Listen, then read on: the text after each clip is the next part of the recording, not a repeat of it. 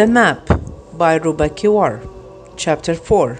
World Fundamentalism, The Unseen Practices. Window 1040. The window 1040, an imaginary rectangular window, is between the 10th and the 40th latitudes, borders around Africa, the Middle East, and Asia. This window contains most of the unreached peoples in the world, having most the non-Christian religions. The frame of the window includes the following countries: Afghanistan, Bahrain, Bangladesh, Benin, Bhutan, Burkina Faso, Cambodia, Chad, China, Cyprus, Djibouti, Egypt, Eritrea, Ethiopia, Greece, Johnny Boka, Ghana, India, Iran, Iraq, Israel, Palestine, Japan, Jordan, Kuwait, Laos, Lebanon, Libya, Mali, Mauritania, Morocco, Myanmar, Nepal, Niger, North Korea, Pakistan, Philippines, Portugal, Qatar, Saudi Arabia, Senegal, South Korea, Sudan, Syria, Taiwan, Tajikistan, Thailand, Tunisia, Turkmenistan, Turkey, United Emirates, Vietnam, South Sahara, and Yemen. These countries are the most important strategic region for Christian missionaries. There are over 105 million Turkish people, 40 million Muslim from Western Africa, 1.2 billion Chinese, 320 million Arabs, 119 million Asian Muslims, 100 million from the Iranian Kurds, 74 million Hindu Malay, 800 million Hindustan, 16 million of the Kush from the Eastern Africa, 121 million from Southeast Asia, 14 million Berber from the North Africa, and 84 million Filipino. In fact, the known world religions were founded in the center of the window of 1040. Some of these regions include Judaism, Christianity, Islam, Hinduism, Jainism, Buddhism, Confucianism, and Taoism. For the Christian missionaries, these countries are considered to be the dark regions. They are also called the resistant belt because 2/3 of the population live in the window 1040. Their receptivity to the salvation message is very low. Around 4 billion people live in these regions. More than half of them have not received the message of Christianity. 85 of these populations are living under the poverty level. The largest manifestations we see in these areas use the children for prostitutions, abusing women and children. Youth are trained to be jihadi soldiers, and AIDS and HIV are prevalent. More than 50% of the funds of missionaries goes towards such places. Missionaries haven't reached over 95% of the people, yet only 1.25% of the world missionaries are sent to window 1040 because 43 countries of the 50 are considered to be the countries which prevent or persecute against Christian evangelism.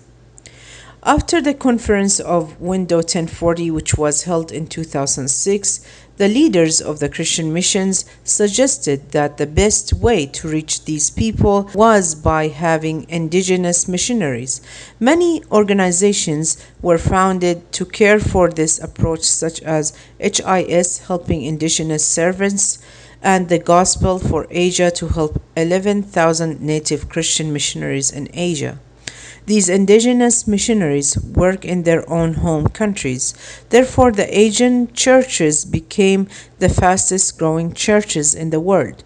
HIS not only covers the expenses of the Christian missionaries while traveling to small villages, but they also provide all the equipment they need, such as boats, motorcycles, audio equipments, such as microphones and speakers, projectors to display the movies of the life of Jesus Christ, electricity, generators, and digging wells for drinking water. The aim of this organization is to train 100 6,000 native missionaries for church planting and evangelism. We find that all the Islamic countries are located within the frame of 1040, which results in them becoming their focal areas. The evangelicals see the Islamic world as a big mass that cannot be reached. Many conferences have been held to discuss the evangelism of the Islamic world. Stanley Moynihan said in a formal speech that there are two modern optimistic facts about Islam: the divisions within the Muslim societies and the pressure which attack the Islamic world provide a good opportunity for evangelism. Notice that Islam is not that coherent of a religion as it was described in the past years. It is a world of wide conflicts. There are 720 million Muslims, which means that 1 out of every 6 are spread over a wide distance from the deserts of North Africa, Arabian Peninsula, to the densely population areas of Cairo and Kabul, to the tropical forests of Java, the Hausa tribes in the north of Nigeria, the Pakistani immigrants in Nigeria, the Berber tribes in Morocco, the Javanese and animists, the Iranian elite, Palestinians in exile, and from the managers who work in Beirut to Oxford graduates and the immigrant Turks in Germany. Only a counted few of them represents today's disparate groups. Christians became more aware after the Lausanne Conference and that the world contains different groups. Each group must be dealt with in a special evangelical way. There are over 50 nations that are considered Islamic, and there are Muslim societies in more than 150 countries.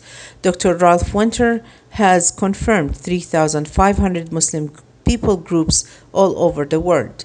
Adding to the Islamic conflicts, Muslims are being exposed to a huge pressure in order to westernize themselves and change the societies. Arthur Glasser said in his report at the Lausanne Conference in 1974 that one of the Christian missionaries who worked in Lebanon had learned from an Arab man how to get rid of the old methods of evangelism and renewed his methods by using Quranic verses and adding to the Gospels. Bashir Abdul Masih explained why missionaries could not reach the Muslims. He said that Christian missionaries must show the Muslims the attitude of Jesus Christ. He also said that the people who converted from Islam to Christianity said that they longed for prostrating and putting their heads on the ground while praying. He said that ex-Muslims would worship Jesus like this and build their own worship places to their wants, and that Jesus freed them from the Western style of worship. The historical evidence shows that the Christians rejected the style of their worship and forced them to sit on chairs with Western clothes, as it does currently in the Protestant churches in the West. Harvey Kahn says in his speech titled, open quote, "The culture of the ex-Muslim Christians," end quote, that the reason of the Islamic rejection of the Bible in some Islamic societies could be due to cultural and theological boundaries at the same time. Charles Kraft stated in his speech for open quote, "appropriate churches for the new Christian in the Islamic society," close quote, that he thought that what Muhammad, the messenger of Islam, tried to do was to unify the loyalty to the Lord of Judaism and Christianity by using cultural terminologies. Abraham, Moses, and Paul did the same thing within the cultures that they used to work with. Most Christians will ask if Muhammad succeeded in his effort to accomplish his aims without changing the loyalty to a different God. Although this judgment could be from American or European Christians who do not picture the Christian loyalty without relating it with the Western culture religion. David A. Fraser said in his article titled "Applying Ankle Scale in Evangelizing Muslims from a Positive perspective, each person is required to be Christian. However, the Islamic countries have penalties for those who convert to Christianity. We have to admit that our calling to the gospel is not prospering except with those who are odd and belong to the poor areas in the Islamic society. Therefore, Christianity becomes an abandoned religion and fails to affect the society positively. The normal Muslim feels that Christianity is a strange object that needs to be pushed away, while the new Christian feels humiliated because he or she loses the support and loyalty to their families. Then he or she starts to isolate themselves gradually from the society. End quote. Kurds see that the piety among the Moroccan Muslims is dynamic and centralized amongst the religious people. They delegate their emotional strengths and blessings onto their followers.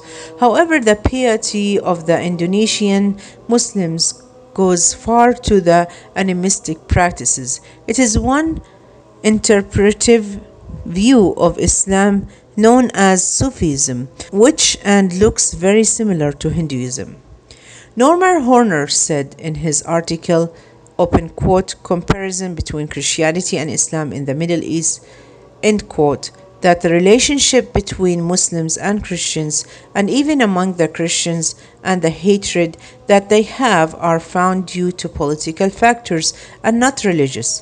The Christian Protestant movement unfortunately left an atmosphere lacking trust due to the Crusades movement.